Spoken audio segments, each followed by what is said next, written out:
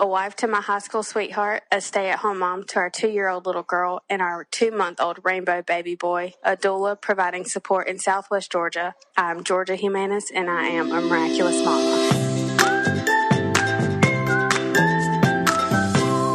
Hey everybody, welcome back to the Miraculous Mamas podcast. We are officially in 2020. We took last week off just to have a little break over the holidays, some much needed rest and relaxation, but we are back and just ready for what this year is going to bring. There's so many amazing guests lined up, and I'm just super excited to continue to learn and grow with you guys and to just enhance our community and be in this together. I just love you guys, and thank you for everything in your support and just everything in 2019. It was such a great year.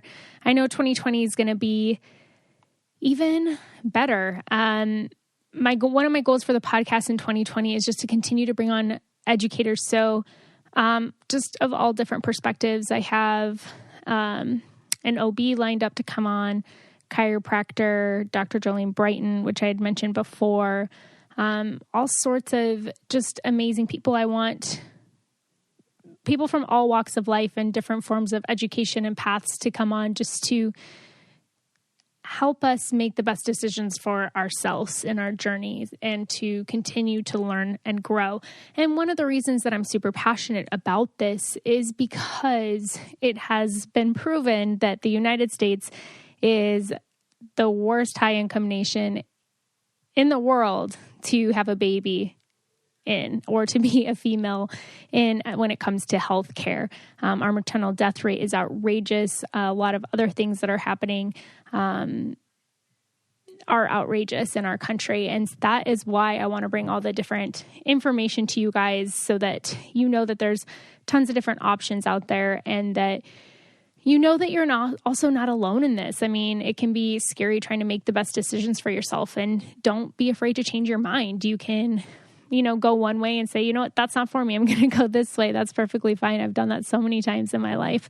But I just want to continue to have this be a platform where you can learn. And I also know you guys aren't going to agree with every person who comes on, and that's also the point. I don't even necessarily agree with every person that comes on, but they're experts in their fields, and they're bringing their information to us as an option, as a tool, as a resource.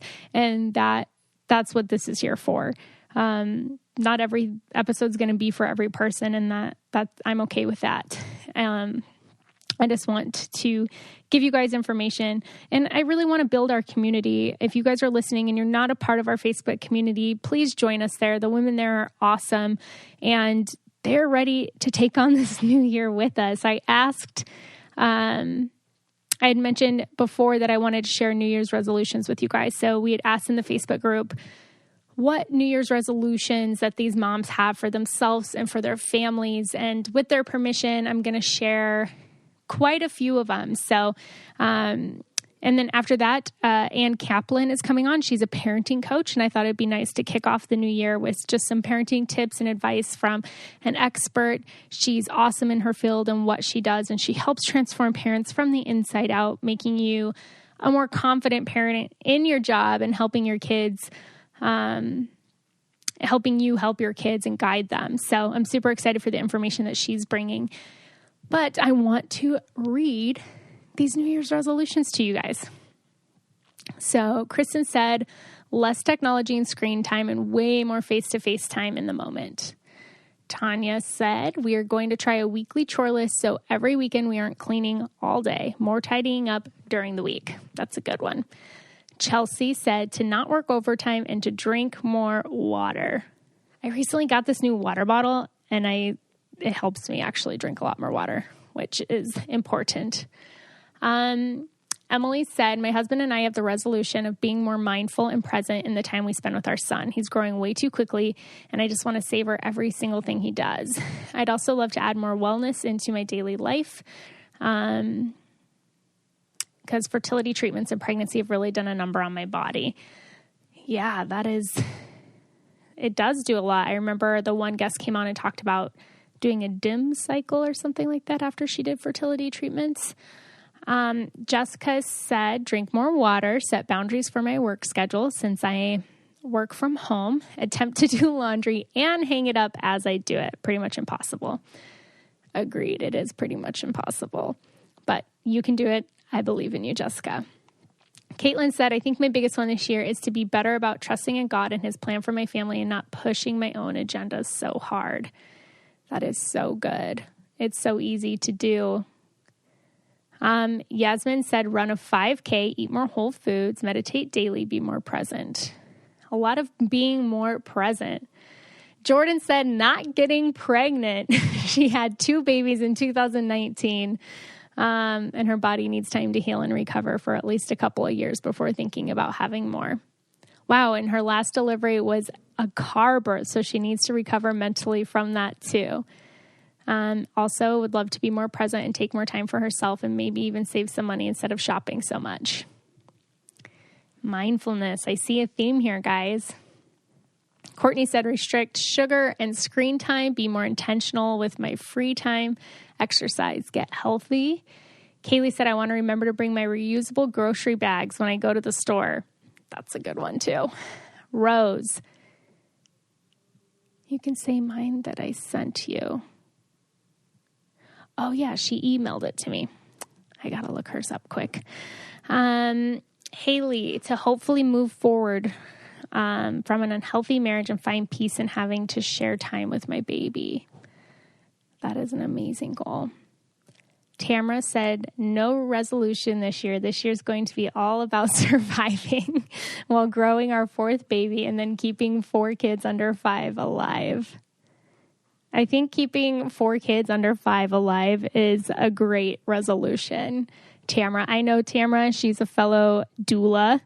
She has 3 boys at home and is pregnant with her 4th child. So I think keeping them alive is a really good idea and a good resolution. That's a resolution in itself. Rose had sent me hers. Oh, hold on. I still got to find it.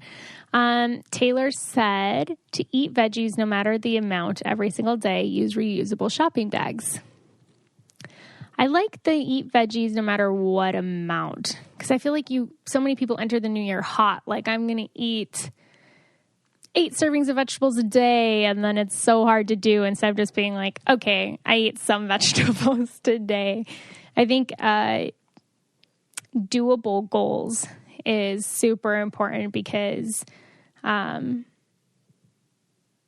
you're more likely to follow them through when it's a doable goal compared to some crazy thing that might seem unattainable. Relax. Elizabeth said, meditate every day, relax, not stress during trying to conceive and work out 3 times a week. Michaela said, our main goal is to develop and stick to a budget. We want to travel, but are not the best at saving. That's a great goal. Dave Ramsey is awesome for budgeting. Ava said, eat more whole foods, spend more time reading and studying my Bible, be more present, and floss my teeth. You guys, oral health is very important. Caitlin, be okay with saying no to more.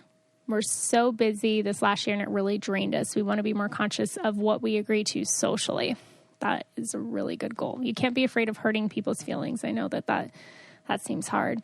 Cassandra said, declutter, get rid of all the stuff we don't need. I'm going to copy that, Cassandra. I need to declutter as well. Since moving into our house, we put both of our lifetime of crap together, and we definitely need to declutter our home.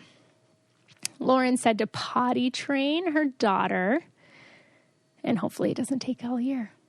Caitlin also said potty train. Sierra said 2020 is a new decade, so our resolution is not to bring anything that doesn't serve us into 2020. And we have been on a mission to clean out our entire house of things we didn't use in 2019, from cabinets to drawers to our basement. If we haven't used it this decade, it's going in the roll-off dumpster. That is awesome. I love that. I definitely entering this year, do not bring in the things that do not serve you, and decluttering your life physically helps you mentally declutter your mind. So that is awesome. Rebecca said, be better with meal planning and limit purchasing packaged processed foods, focus on health and whole foods, tackle house projects, to-do lists, set a time frame for each project. So by the end of 2020, we'll have all of our projects completed. All right, I'm going to take a moment to tell you about one of our favorite partners, and it's a new year. So it is time to avoid meltdowns and to get your family healthy with nutrient-dense snacks, and that is why we love Perfect Snacks. The Perfect Bar and their Perfect Kids are such amazing products, and they have this amazing cookie dough-like texture, and they are full of nutrients. The Perfect Snacks line is fresh from the fridge protein bars that are made with freshly ground nut butter and up to 17 grams of whole food protein and 20 superfoods that taste delicious. And the Perfect Kids are snack bars created especially for the kiddos, help you avoid those meltdowns. And they have 8 kid-friendly superfoods, a bar sized just for them with that same amazing cookie dough-like taste and texture. And they're so easy to go on the go. They stay fresh out of the fridge for up to a week. And it's a great way to help keep your family healthy this new year. So you're not last minute grabbing for an unhealthy snack somewhere. They're so easy to take on road trips, take to the park, just to have on hand. And in addition to tasting good, they're going to help you feel good because they're non-GMO project verified, gluten-free, soy-free, kosher, low GI, and made in the USA. Plus, they have amazing flavors like dark chocolate peanut butter and coconut, almond butter. They are so delicious. Our fridge is always stocked with them because our nieces and nephews come over and I don't know what to feed kids. So I just give them a Perfect Snack Bar. And right now, Perfect Bar is offering you 15% off your online order. Just go to perf.bar/mamas. Shop the refrigerated snacks at perf.bar/mamas today to get 15% off your order. Make your day a little more perfect at perf.bar/mamas. Karen said to get out of the house more. I am a pregnant stay-at-home mom to a toddler, so even if it's just playing in the yard, I need to make sure I'm still getting this little guy out even though I'm tired. That's a great goal. Getting fresh air every single day has tons of benefits, even to your just your mental well-being as well. Christy said to be more sustainable, less single-use plastic, pay off the rest of our credit cards and stick to our budget. Less single-use plastic is awesome. Again, single-use plastic has toxins in it that is not good for us. Mia, hey Mia, I love Mia.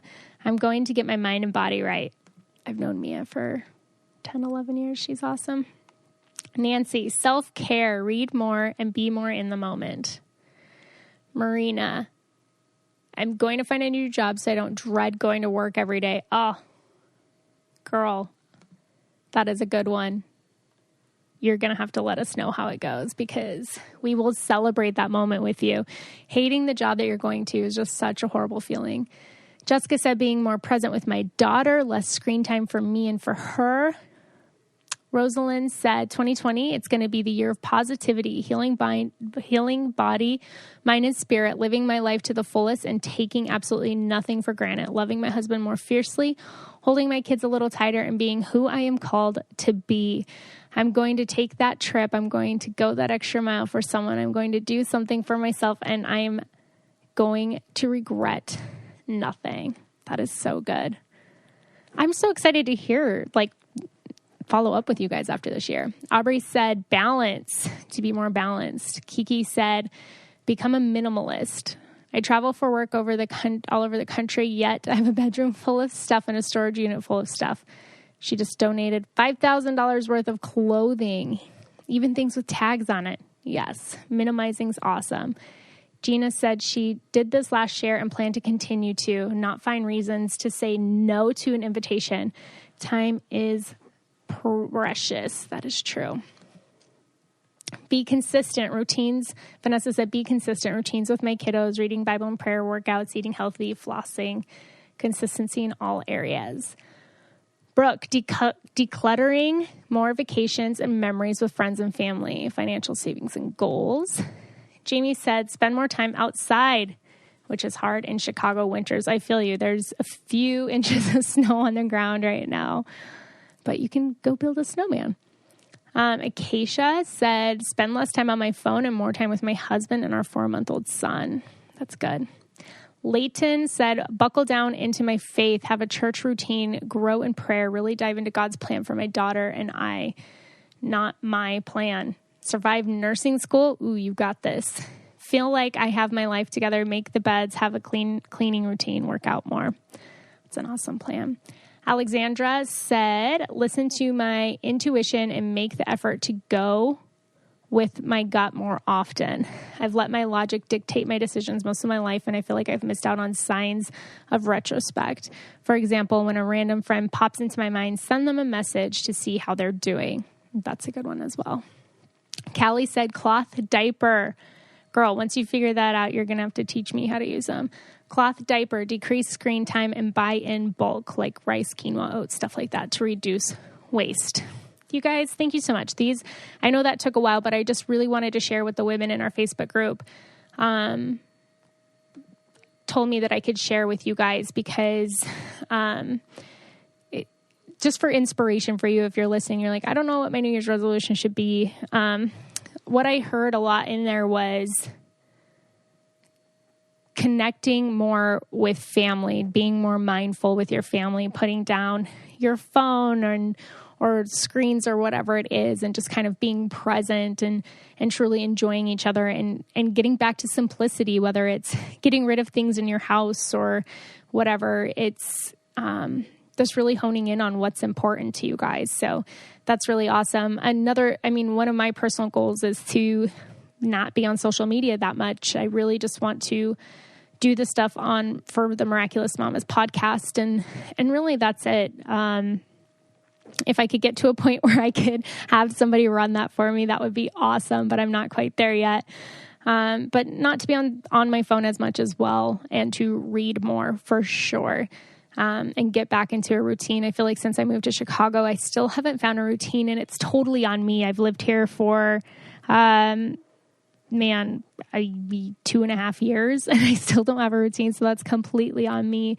And I just really need to force myself to do it, to wake up and pray and meditate and to stretch and to get my day going and go to the gym and, just have a schedule so my time doesn't seem so chaotic. It's like I have so much time, but yet I never have enough time. So being more intentional and focused, I think, would be a really good one for me.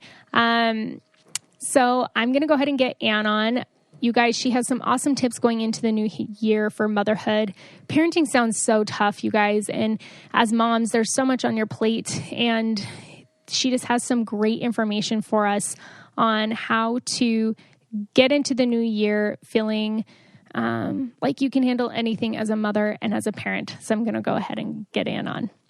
All right, everyone, I have Ann Kaplan here, and she is a birthing and parenting coach. She's the founder of the Mom Me Experience. She coaches women through various stages of motherhood, from conception to transition into their new motherhood role, to behavioral challenges, to starting a business with kids, and tons more. She's an amazing person.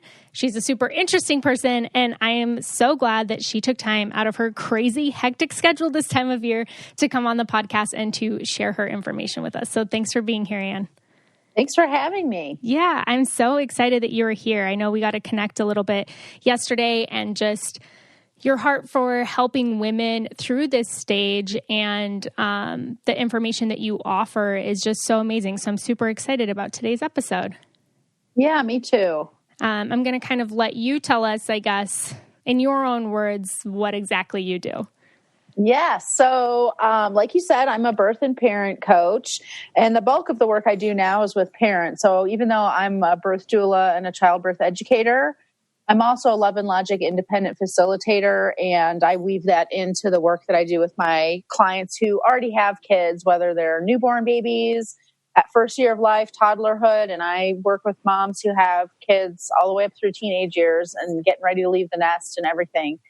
So, yeah, I used to just do birth work actually, but as my practice grew and my kids got older and my clients' kids got older, I was fielding all these questions about how to handle life after pregnancy. And I realized that I really need to expand my practice and become a lot more of a comprehensive resource for mothers from wherever they are on their parenting journey, because we all need support every step of the way. And there's so many parallels between birth work and helping a mother give birth to giving birth to herself as a mother after she has her baby. So yeah, it was absolutely. a really easy transition. Yeah. Well, and I feel like you prepare a lot for once you're pregnant, you read all the books on what you should and shouldn't be eating, and you know, look at things for the type of maybe birthing experience that you want to have. But going into parenthood, it's kind of like you have a baby and it's like, oh, I'm a mom now. What does this mean? What does this look like? You know, I think the first stages are kind of survival, and then it's where do you go from there? Yep, you're exactly right. And I find so often, especially when I'm in the midst of teaching childbirth classes, I see parallels everywhere I look with just, I mean, my oldest kid is 15. I am very, very far away from that birthing and pregnancy place of my life, but there's just so many parallels of like surrender, trust. The more you try to control things, the more out of control you become, you know, all of these things. It's really amazing how nature has designed motherhood and pregnancy and birth is almost just like this. It's like boot camp for what you're really going to have to be getting used to for the rest of your life as a parent. Yeah. So I'd love to dive into that a little bit, I guess. I think parenthood is the part that scares me too. I think working with birth, it doesn't scare me. Giving birth doesn't scare me, having kids. But then being a parent kind of does, because it's like, crap, I might screw these kids up forever. Yeah, the stakes are really high, right? Like, and I think that when we have that mindset, which we all, I think our default mindset is, I can't afford to mess this up. The stakes are too high. Like, failure is not an option. Mistakes are not acceptable. Like, this is the real deal. This is adulting at like the highest peak of its possible manifestation. But the problem is that when you think that way, you are setting yourself up to actually be almost the worst version of yourself as a parent, because you certainly will make mistakes and you certainly will mess up. I say all the time, like, you'll never be the parent your child deserves, because every child deserves to be raised by God or in divinity. Like, they're come into this world as perfect, unblemished souls. They don't deserve any of the stinky things that are going to happen to them in life, including having a fallible human for a parent. But that's not the way the system was designed. You know, we were all meant to be raised by fallible, screwing up, trying their best human beings. And so when that is who you are and that's how you show up for your kid, really important and helpful to remember, like, oh, it's supposed to be that way. Yeah. I was supposed to mess up. Yeah. I mean, that's how you learn. Yeah. And I think the more grace you give yourself with that stuff, the more you are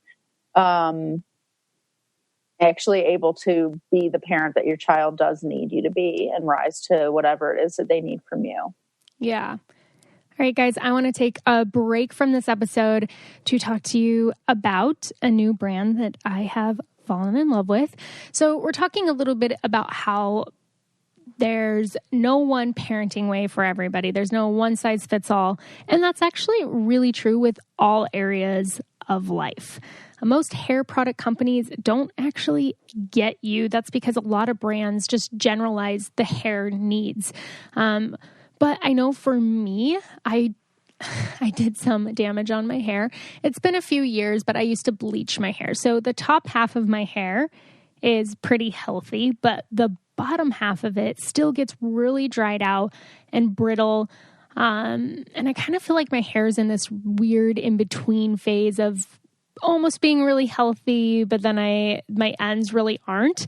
But that's why I love Pros, because they know how to get you the perfect hair formula. They have over 1 million consultants with their in-depth hair questionnaire, which is how I got started with it. And with their algorithm, there's over 50 billion formula combinations. Prose determines a unique blend of ingredients to treat my exact concerns. And if you're not 100% positive Prose is the best hair care that you've ever had, they will take the products back, no questions asked. So I definitely recommend giving it a try. Prose is the healthy hair regimen with your name all over it. Get a free consultation and 20% off your first order today. Go to prose.com/miraculous. That's prose.com/miraculous for a free consultation and 20% off. At what point do people usually, I guess, come to you? Do you have a lot of people who, before they're even parents, are having you kind of prepare them for that next stage? You know, I really wish that more people did do that. I actually have a whole package that is comprehensive support through pregnancy, childbirth education, support during your birth, and coaching through the first year of your child's life. And almost nobody buys it, because the truth is that when we're pregnant, we're really focused on the birth. Mm-hmm. And, you know, that's kind of the way nature designed it. And it doesn't matter how much of a sucker punch it feels like after you had your baby. Like, people just don't think about that. It's just, I've yet to meet somebody who really is thinking beyond the stuff you might learn in like a baby boot camp or something like that, about like the support that we need after birth. And another reason for that, I think, is you just don't know what you don't know until you have the baby. And so most of my clients, my parenting clients, hire me after they've had their kid. Usually a lot of my clients hire me around the time that their kids are maybe like 18 months, 2 years old, the time when they're starting to individuate, and there's more on your parenting to-do list than just keeping them alive now. Like, they actually need guidance and discipline and response to misbehavior and stuff like that. At first year of life, if your kid's alive when you made it to their first birthday, that's your mom win, and that's mission accomplished. You know, maybe we talk about things like weaning if a mom wants to do that, or, you know, sleep training if a mom wants to do that, how to respond to things like kids like crawling and trying to touch like electrical sockets and things like that. There is definitely a lot of steering the ship that moms can do, starting when their kids are even as young as 4 months old. But for the most part, that first year of life is just about caregiving. And then really cool stuff happens in your kid's brain, and how that looks on the outside is, why is my child just so contrary and doing everything the opposite of what I want, and just laughing like it's the best joke that they've ever been told when they see me turning every color of the rainbow in frustration and things like that. And, you know, usually that's when parents are starting to look for help, whether it's like parenting books, a parenting class, Facebook groups, you know, whatever it is. And that's usually when people hire me. Another time is, you know, towards like the school age time, when kids are dealing with like frenemies and bullies and homework and going away to school and stuff like that. Yeah. Well, I mean, it feels like when kids are so small, so many of these milestones are so big. Mm-hmm. You know, like they're going through so many transitions that you have to transition with them.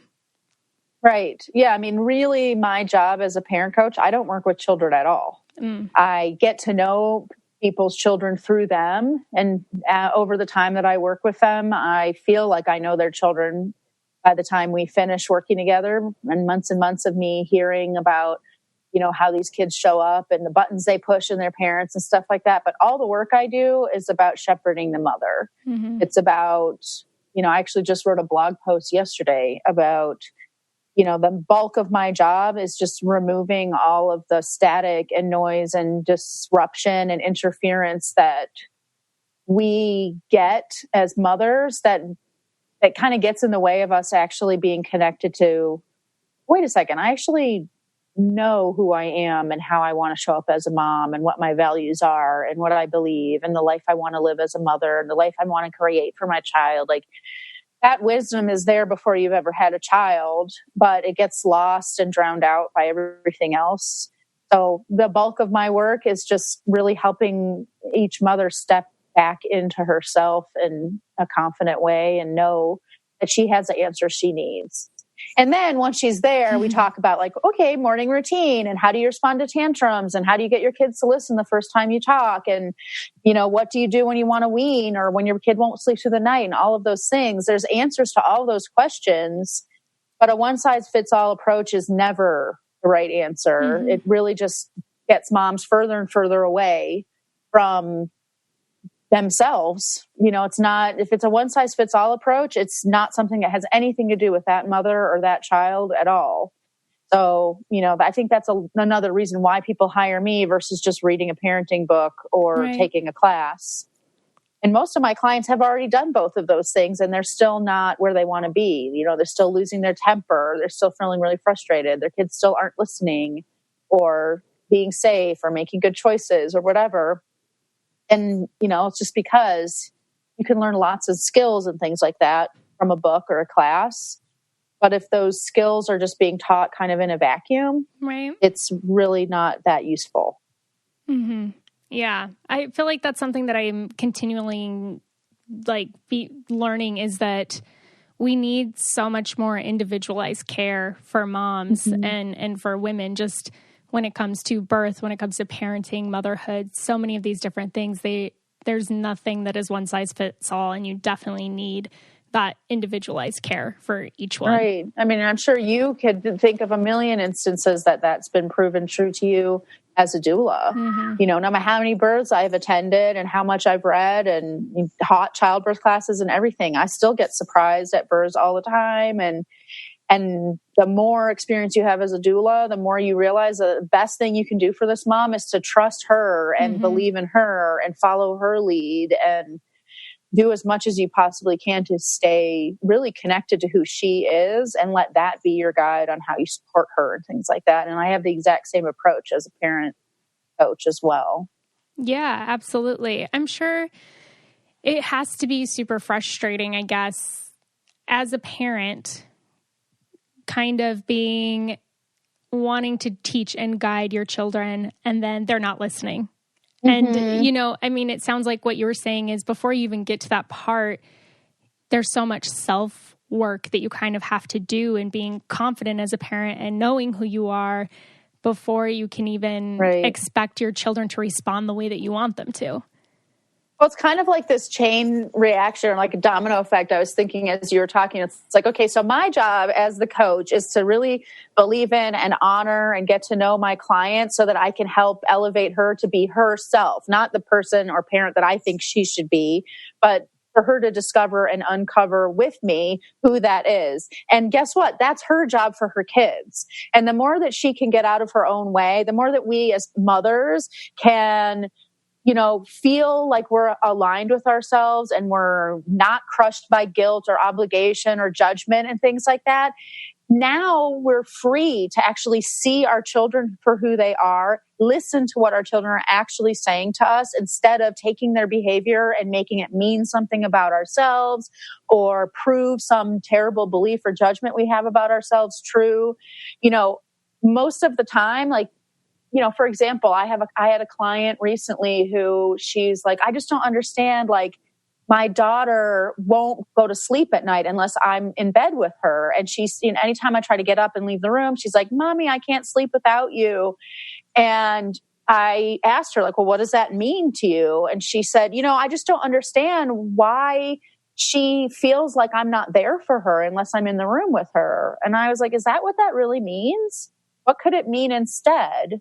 It could mean that your daughter feels really connected to you and that she's totally bonded to you and that she feels safe when you're around and things like that. The exact opposite thing that this mom was telling her daughter's behavior meant.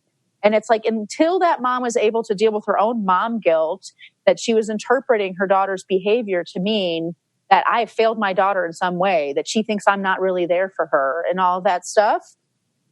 This mom could never show up for her daughter the way her daughter really needed, which was for her to say, I know that it feels like you can't do this, but I know that you can. I love you so much. I believe in you. I hear what you're saying, and I can show up for you in confidence that I have what it takes to parent you just the way you need.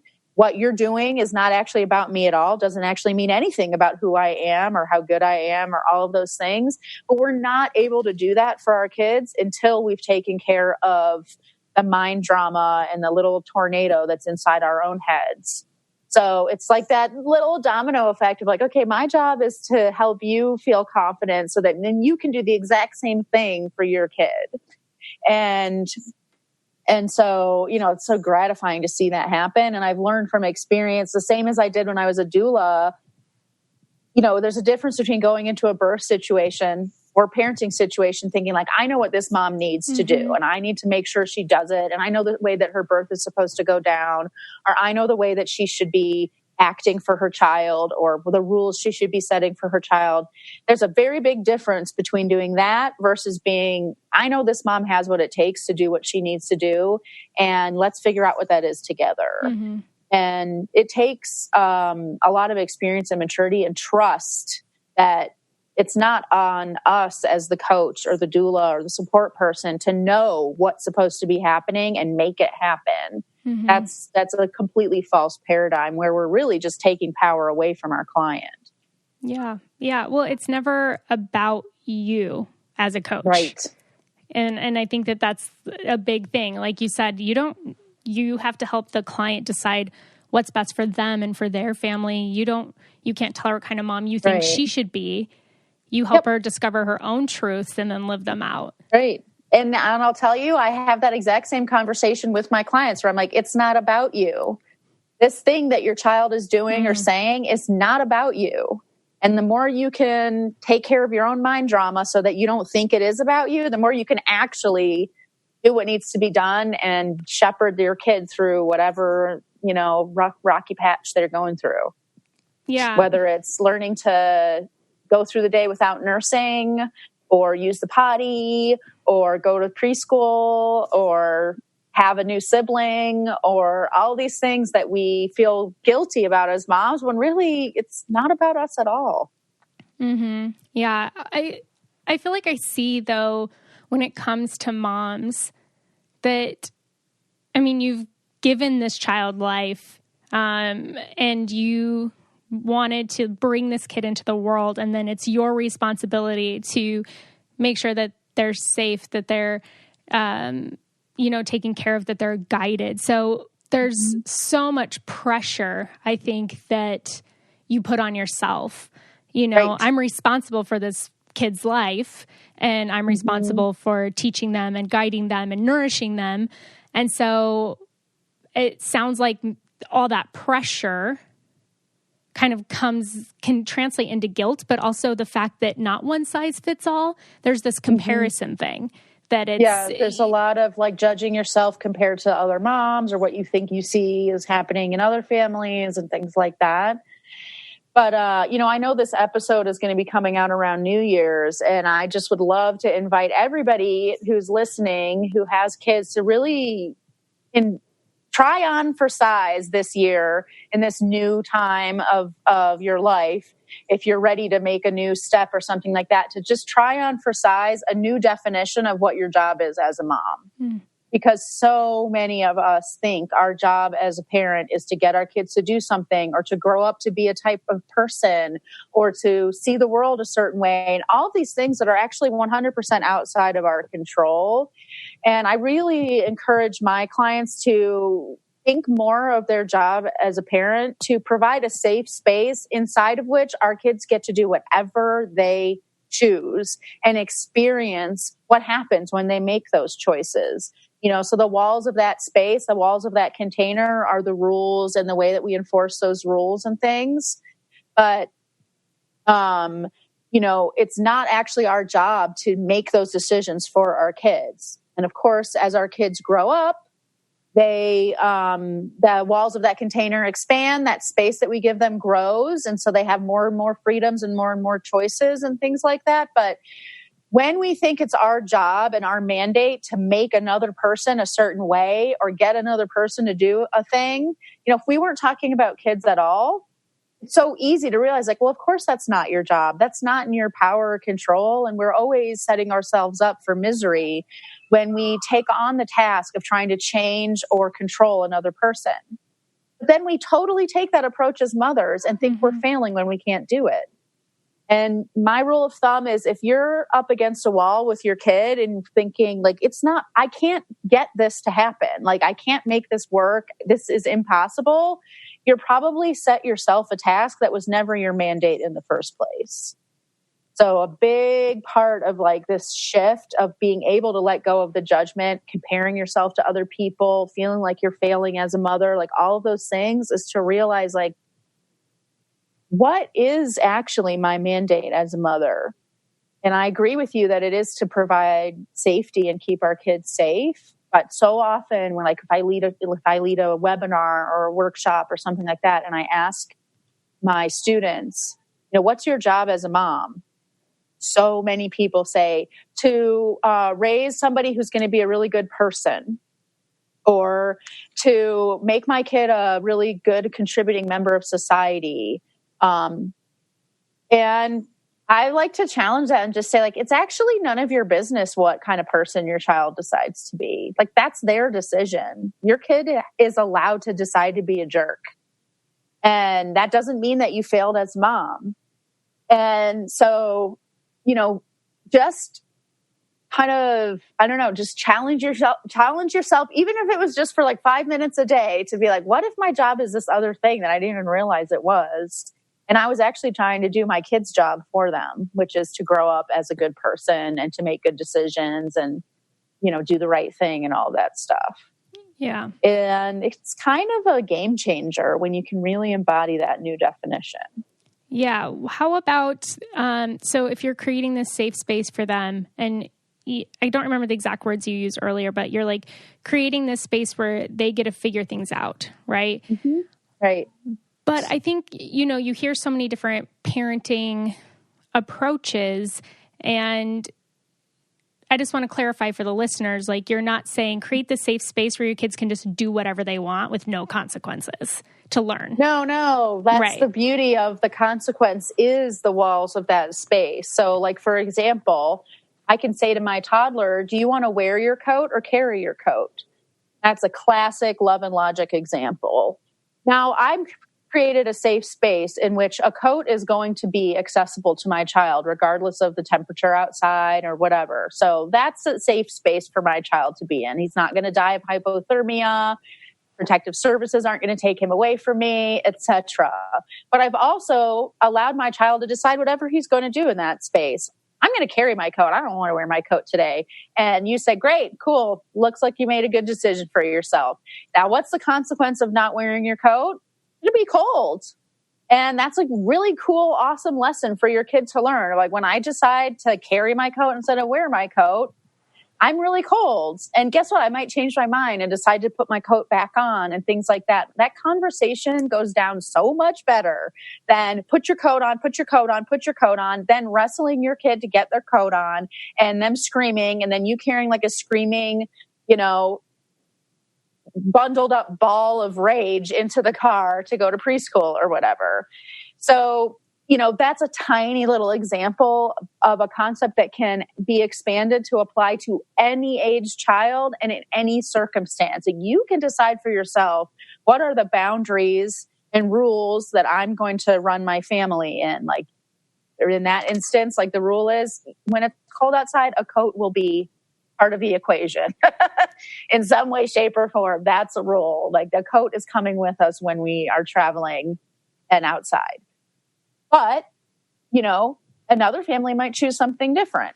Another family might be like, did you want to wear a coat or not? And you can be cold in the car without your coat on, and that's a great lesson for you to learn. And that's the boundary I've set, is that you're in charge of deciding that. And the boundary I've set is that I'm not going to turn around. I'm not going to turn the heat up in the car. I'm not going to do all these things for you so that you can, avoid the consequence of your choice. But, so it's really about deciding what the boundaries are of your comfort level, what you believe, what is in keeping with your philosophy as a parent, and all those things, and sticking to that. But within that, not trying to steer your kid's ship. Yeah.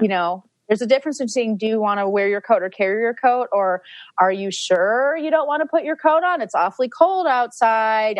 I'm really going to be excited to wear my coat because I don't like being cold. And look how wintry it is out. That's not giving your child agency at all. That's still trying to control. And any mother of a toddler will tell you, the more you try to control a toddler, the more you will get it thrown back in your face 100-fold.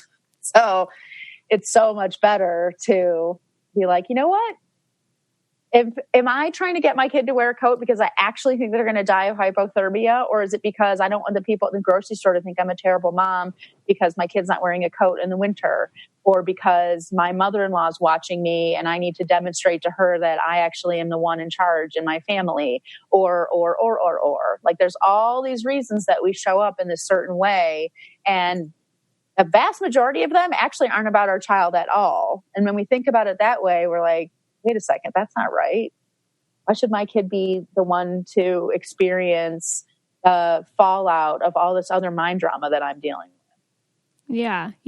I have a question, I guess, on the extreme example. So what about, like giving your kids options and choice, like that helps them even in development, like from toddler years, like learning how to make decisions and learning natural consequences and things like that. But as far as like obedience goes, and you just have a kid that doesn't listen to you, and it's like, but they're going to run into the middle of a street with cars coming because they don't listen. You know what I mean? Love like that example. What do you do? I have so many clients who, the best is when I get a client who's like, everything you're saying does not apply to my kid because my kid is this special, like, demon from hell. And here's why.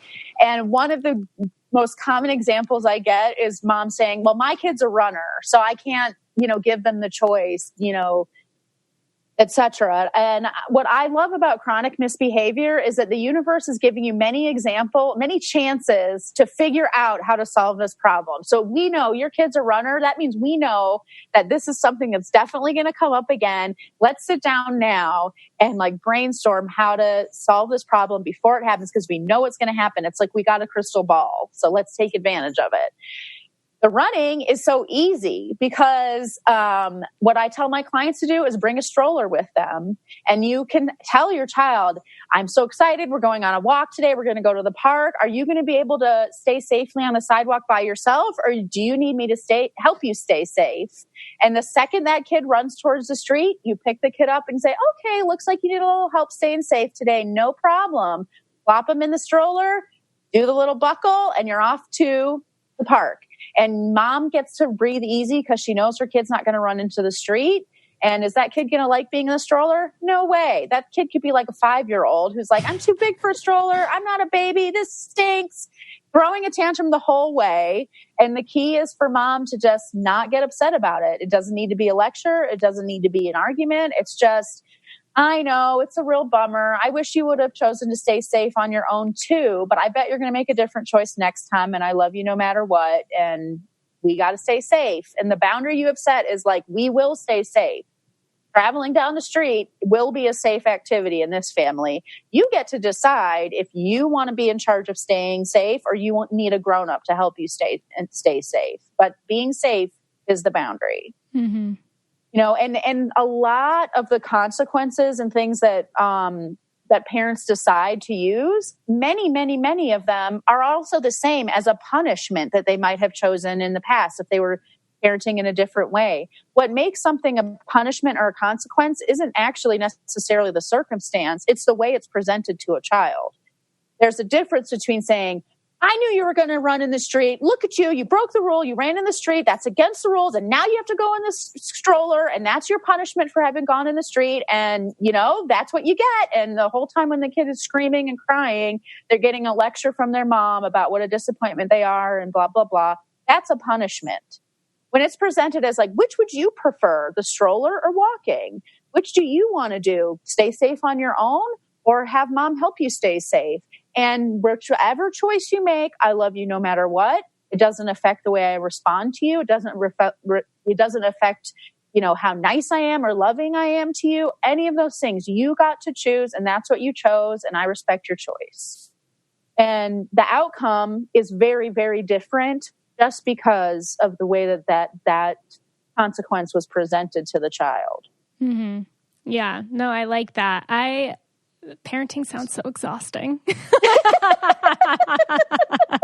I'm scared, but I'm going to try not to be. It is exhausting. Don't worry. You're going to hire me. You're never going to be alone. Clients love it. They have me in their back pocket all the time. It's easy for me in the cheap seats where I'm not emotionally involved in whether your kid goes in the stroller or walks on the sidewalk by himself. It doesn't matter to me. So it's very easy for me in the calm, level-headed place to be like, oh, here's what you do next time.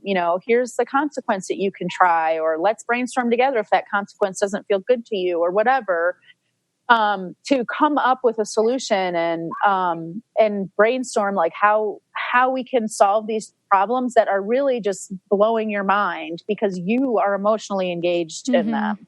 Right. For that mom whose kid will not stay on the sidewalk, she's probably not. There's a part of her that's worried that her kid's in danger. And probably there's a part of her that's like, what will people think? I can't even get my kid to not run into the street. Like, what kind of a mother am I? How am I going to handle it when this kid is older? Like, I had a client just a couple weeks ago who was getting all Twitter-pated because her son kept bringing money to school and losing it. And he's only in like first grade or something like that. And she kept saying, like, if he's making these crazy decisions now, like, how is he going to be smart with money when he's older? And how is he going to make good decisions later? And I said, that's like saying if your 5-year-old can't drive a car now, how is he ever going to be able to do it when he's 16? His brain will develop. He'll become a different person. He becomes older and wiser and all those things. And all these mess ups when the stakes are low is what's going to get him there. Mm-hmm. But when we go and decide to feed into that mind drama that we have as moms, we don't see anything clearly. We don't see our kids' behavior for what it really is. We make it mean something else. We overreact, or we just beat ourselves up and, feel like total failures over it and all of that stuff. And none of that is serving our kids or ourselves, because then motherhood really is exhausting, just like you're saying. Mm-hmm.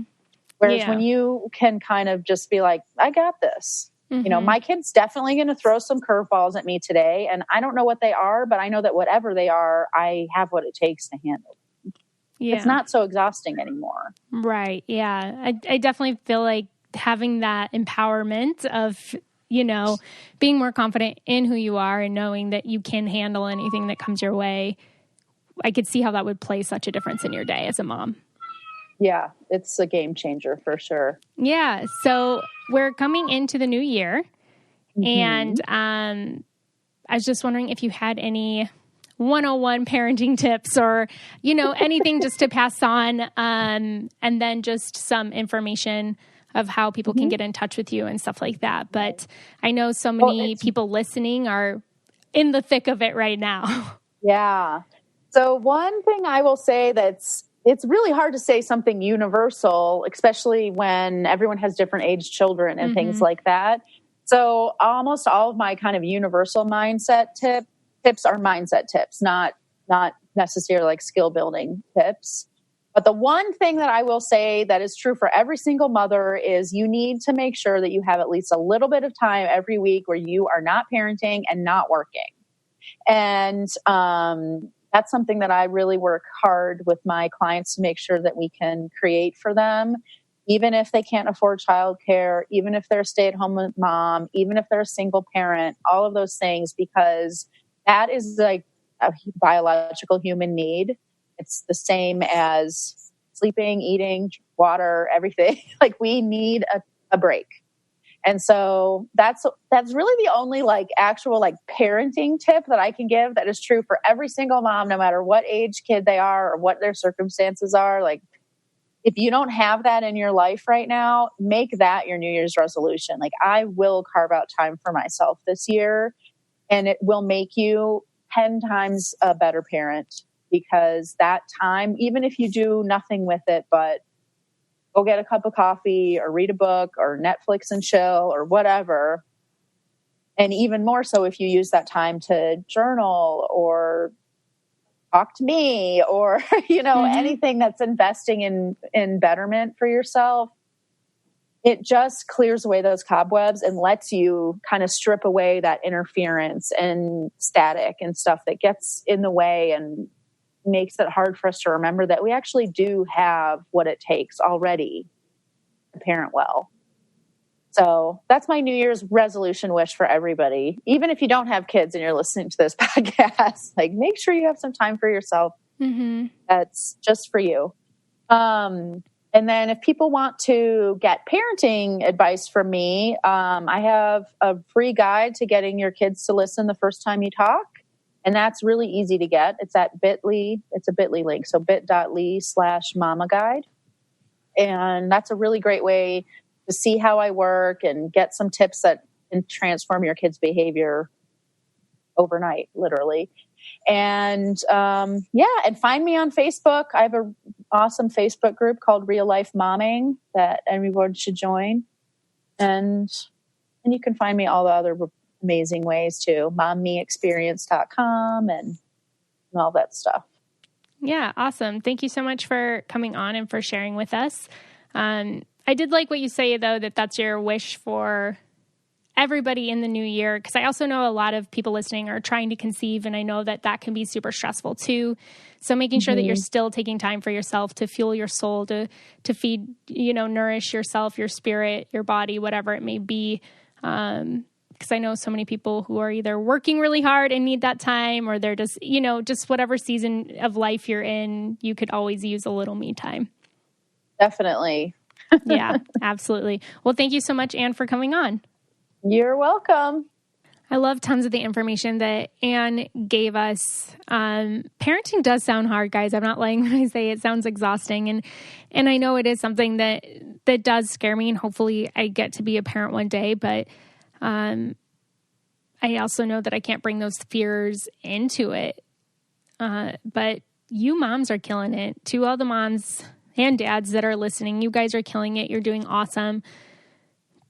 Don't bring comparison into this new year. Don't let it rob your joy. Don't let it make you feel less than. Don't compare. I mean, each parent is doing the best that they can. And there are resources out there like Anne's, that she gave. There's always tips, tools, and resources that you can have that help you grow and learn, because there is nobody who is perfect in this. And that's kind of the beauty of it as well.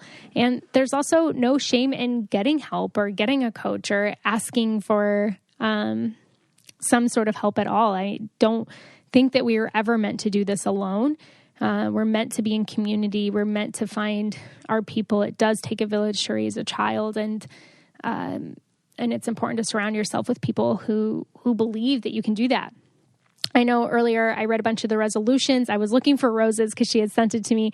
I wanted to read one more to you. The New Year's resolution was to spend more time with Christian friends from church and hopefully be less sick so we don't miss as much church. I would like to go to church more this year as well.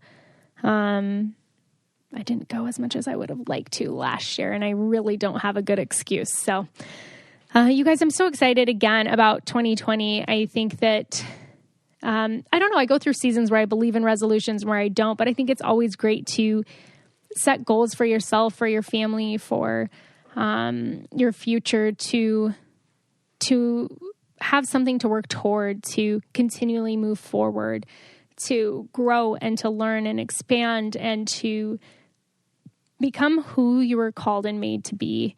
That's what life is about, is continuing to learn. And it's so important to surround yourself with people who love on you and who support you. And again, don't compare yourself to other people, but don't be a part of the problem either. Don't judge other moms who are doing the best that they can. When you see someone who's struggling, offer a helping hand. Don't ridicule and see all the things that they could be doing better or that they don't do your way. I just encourage everyone not to be a part of the problem, just to genuinely go into this new year being kind to people. Be kind to people. Don't spread hate. Don't, talk badly about people. There's so many times where if you disagree, you don't even have to say anything. Just, you don't have to engage in whatever that is. But be kind and love and And when you do that, it reflects so deeply in you, and you attract more like-minded people like you, and you begin to build that community of people who also want to be kind, who want to be generous, who want to be loving people. And that's what we're striving to do here, is just create a community of moms who just love on each other. We have our group who are diverse. Nobody and their parents the same. Everyone has a different birth story and experience, but and they make different decisions for their families, but they love on each other. And that is just so cool to see. If you guys are listening and you're not subscribed, please hit the subscription button, send this podcast, share it with somebody who you know needs to hear it. Follow us on Instagram and on Twitter, and join our Facebook group. And I love you guys. We'll talk to you next week.